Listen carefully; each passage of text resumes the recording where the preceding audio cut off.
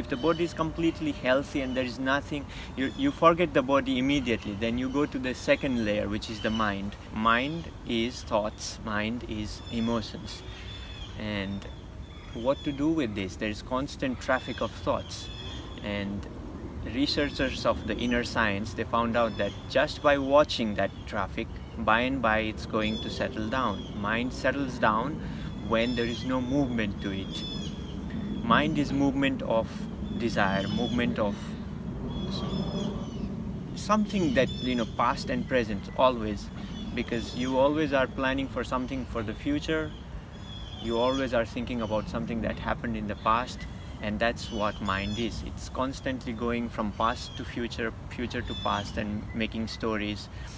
Once that stops, once that movement of the mind stops, then the mind itself is at the present. Some people call it no mind, meaning there is no mind when the movement is stopped. Some in the Tibetans, they call it a bigger mind. They call a smaller mind where there is constant movement of it, and a bigger M, big M, M-I-N-D, that is where the movement has stopped. They call it clear mind, like clarity mind.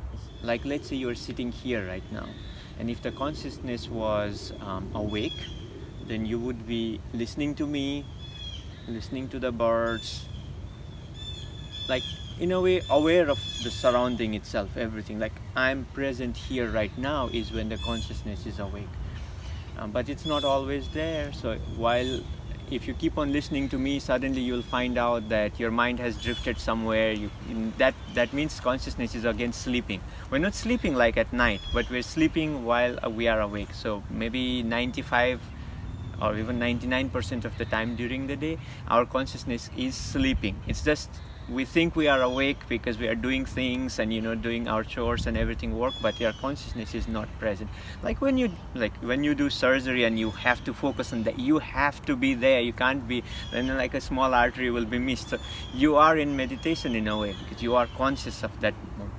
For the mind, whatever you do during the day, it's like you slowing, because mind, when it slows down, it's easy for mind to be restful, and you can watch the thoughts. It's like the ceiling fan.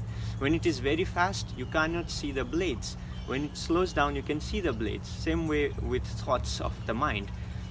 The idea is to watch the thoughts. When you said you tried before practicing watching the breath, and breath and thoughts are connected. When you are breathing fast, that means your mind is also fast.